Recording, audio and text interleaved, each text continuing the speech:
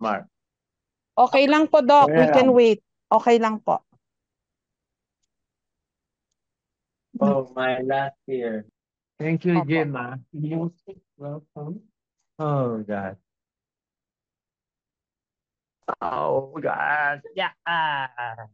Okay, Jessica, I'm ready. Opo.